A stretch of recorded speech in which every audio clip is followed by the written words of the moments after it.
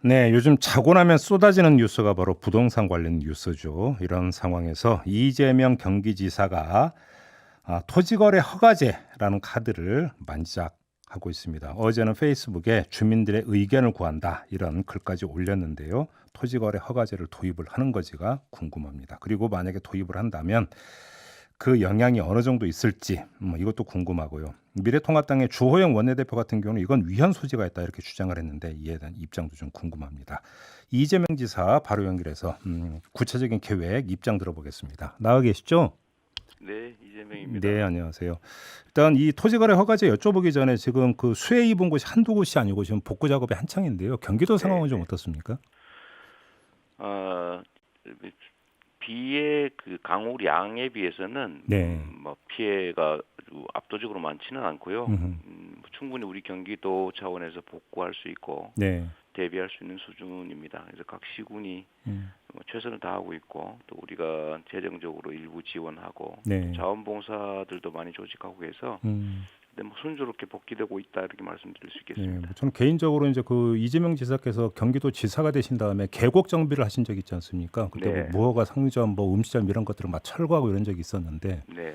뭐 좀 그 영향도 좀 있다고 봐야 되는 겁니까? 좋은 측면에서? 네, 뭐 저는 사실 생각을 못했는데 그 통상적으로 원류 그러니까 하천이 넘치는 그런 피해들이 상당히 많이 있었는데 이번에는 거의 없었다고 해요. 그래요? 그러면서 이 양평 군수께서 하시는 말씀이 네.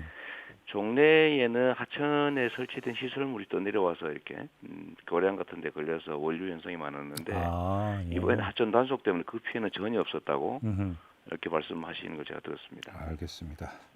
뭐 다행이네요. 자, 오늘 네, 본 네, 주제로 좀 들어가죠. 토지거래 허가제 그냥 단도직입으로 도입할 네. 계획이시죠? 그렇게 단정하기 어렵고요. 음. 사실 이제 초기에는 워낙 부동산 광풍이 심각해서 네. 이게 원칙적으로는 이제 수요 공급의 조절을 통해서 시장에서 자연스럽게 정리되는 게 가장 바람직한데 예. 지금 백약이 무효인 상태가 됐습니다. 그러니까 이게 제일 큰 이유는 이제 실수요가 아니고 투기 수요가 이제 많이 늘어났고 네. 또 집값이 폭등하다 보니까 공포 수요까지 소위 음. 패닉 바잉이라고 그러나요? 네. 이 공포 수요까지 가세를 하면서 이게 아무리 공급을 늘려도 해결되지 않는 상태, 예. 그런 상태가 됐기 때문에 결국은 최강수라고 할 수 있는 음. 토지거래 허가제를 저희가 검토하게 됐던 거죠. 예. 근데 이게 논란들도 매우 많고 예. 이게 지금 저희가 제일 우려되는 지점은 소위 풍선 효과라는 것 때문에 예. 일부 지역을 제한을 할 경우는 옆 지역으로 그 압력이 이동하지 않습니까? 네네네.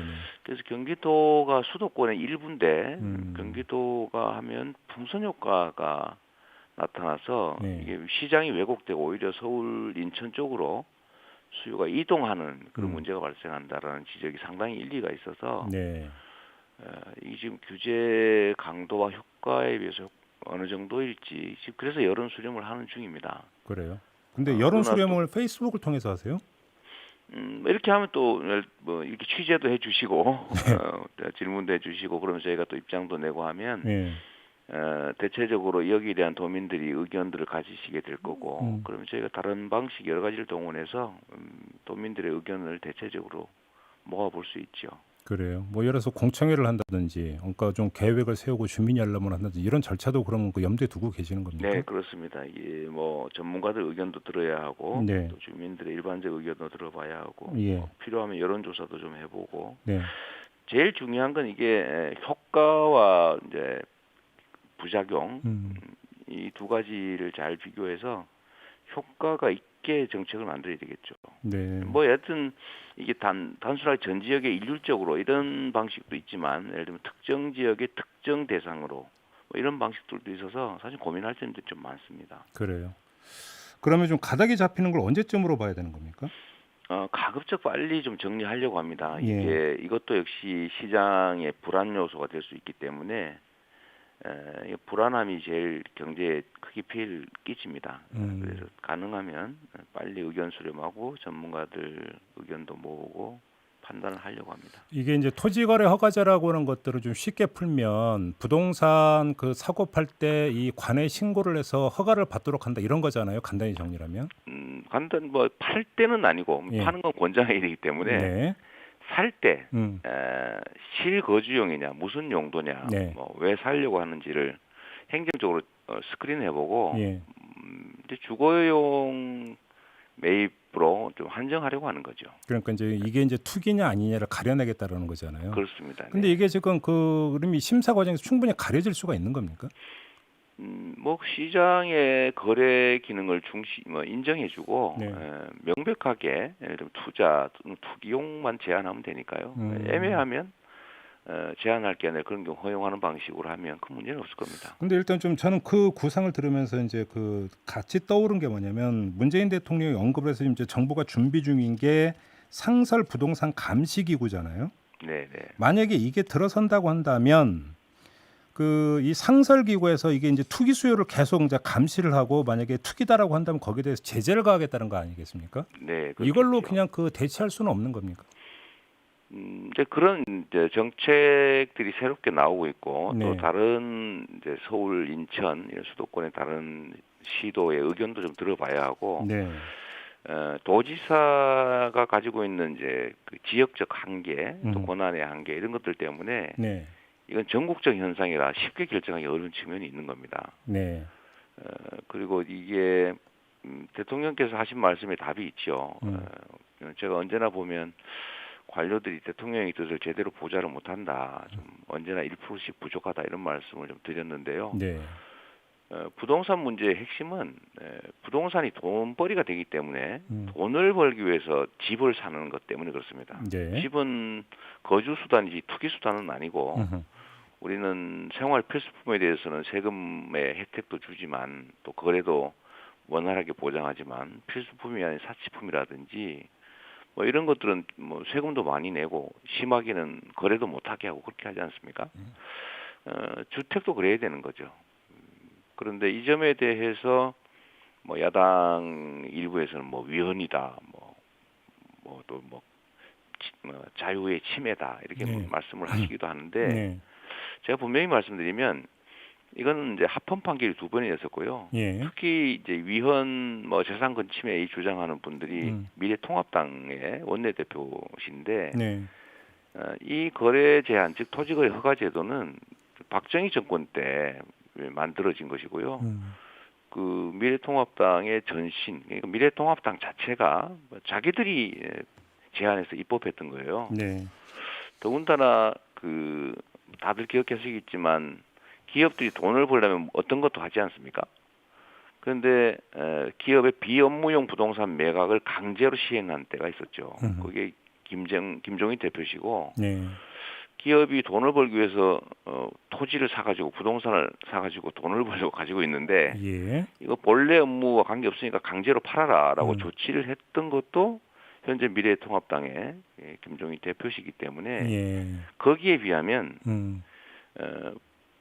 비주거용 즉 그 실거주용이 아닌 주택을 살 때는 허가를 받고 사라라고 네. 하는 것은 훨씬 그에 못 미치는 제재인데 이걸 가지고 지금 미래통합당 원내대표가 저를 공산주의자, 공산당이라더니 또는 뭐 위헌이라든지 뭐 이런 말씀하시는 게 도저히 납득이 안 그러면 돼서 지금 지적을 했더니 아무 말씀이 없네요. 헌재에서 두 번이나 합헌 그 판단을 내렸음에도 불구하고 주호영 원내대표가 다시 위헌 소지를 그 거론을 하는 데는 그럼 다른 이유가 있다고 보시는 겁니까?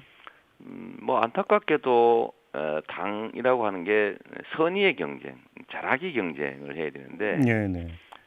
상대당이 하는 일이니까 이제 무조건 비난하고 비방하고 이제 실패하기만을 막 기다리는 그런 좀 과거 구태라고 생각이 돼서 좀 네. 안타깝습니다. 좀 새로운 시대에는 새로운 방식의 정치가 필요하지 않냐. 정책적으로 접근하는 게 아니라 정치적으로 접근한다 이런 말씀이시네요. 정략적으로 접근하는 거죠. 정략적으로 접근한다. 알겠습니다. 근데 조금 전에 이제 그 지사님께서 염려하시는 내용을 좀 받아서 추가 질문을 좀 드릴 게 있는데요. 네. 그러니까 가장 우려하시는 게 풍선 효과잖아요. 네.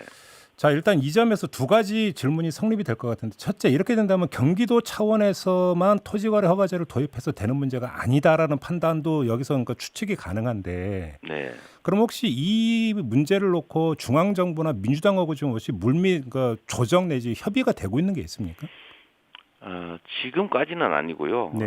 저희가 이제 정부 그리고 특히 수도권의 다른 시도에 대해서 좀 협의를 해볼 생각입니다. 다른 시도하고도. 네, 네. 근데 이게 그렇게 원만하게 되긴 쉽지 않죠, 사실. 그래요.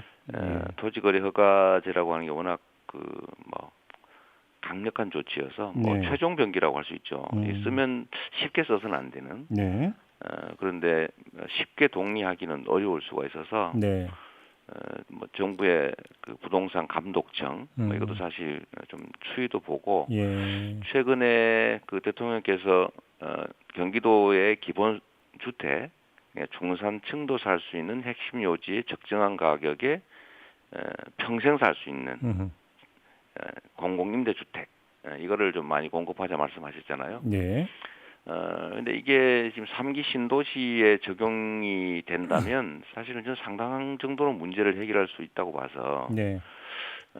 가격에 좀 이게 상승 압력을 낮추는데 크게 도움이 될 것 같고요. 그럼 또 그 점도 좀 살펴보고 뭐 여하튼 종합적으로 좀 보도록 하겠습니다. 그 관련해서 지금 어떤 보도가 나왔냐면 토지거래 허가제를 우선 그 외국인과 법인을 대상으로 그 시행하는 방안도 검토하고 있다는 보도가 있던데 확인해 주실 수 있습니까? 네, 내부에서는 뭐 지역적으로 일부를 하느냐 전부를 하느냐 예. 아니면 거래 대상을 어떤 거래에 한정할 것이냐 음. 또는 뭐 규모는 어느 정도까지 할 것이냐 또 한다면 주체를 예를 들면 명백하게 외국인들이나 법인들은 에, 거주 수요가 아닐 경우가 많지 않습니까? 네네. 그런데 대량으로 구입한다는 사례들이 있어서 음. 그렇게 한정하는 것도 또 하는 방법이다. 이런 뭐 내부적 검토들이 복잡하게 있습니다. 아무튼 이제 토지거래 허가제 대상 지역 가운데 혹시 그러면 최우선이 조금 전에 이제 사람 말고 지역인데요. 예를 들어서 네, GTX가 이제 언젠가는 이제 개통이 돼서 운행이 되지 않겠습니까? 네, 그럼 예를 들어서 GTX 역세권이라도 이런 데가 이제 다시 부동산이 들썩거릴 가능성은 충분히 있어 보이는데 이런 쪽이 그럼 우선 대상이다 이렇게 생각을 해도 될까요?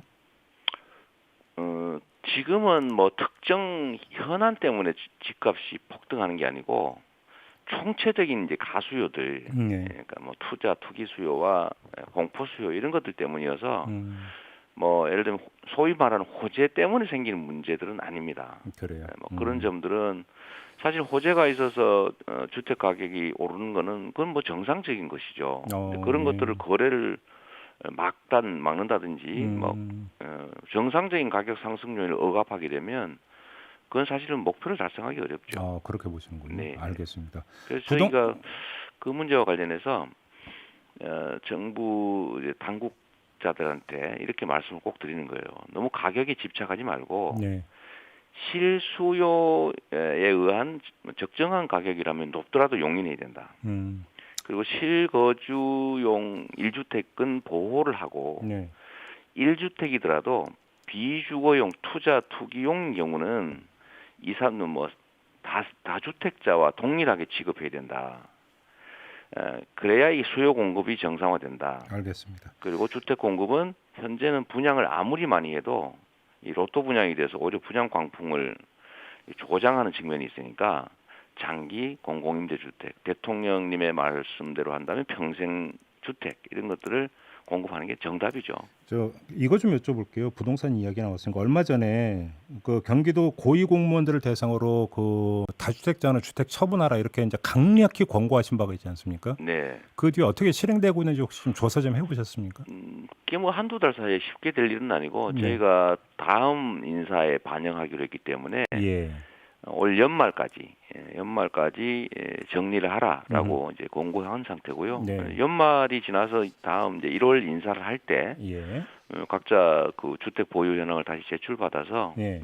소명을 들어보고 음. 굳이 뭐 돈을 벌겠다고 다주택을 비거주용으로 가지고 있다고 하면 당연히 뭐 돈 버는데 집중할 수 있도록 네.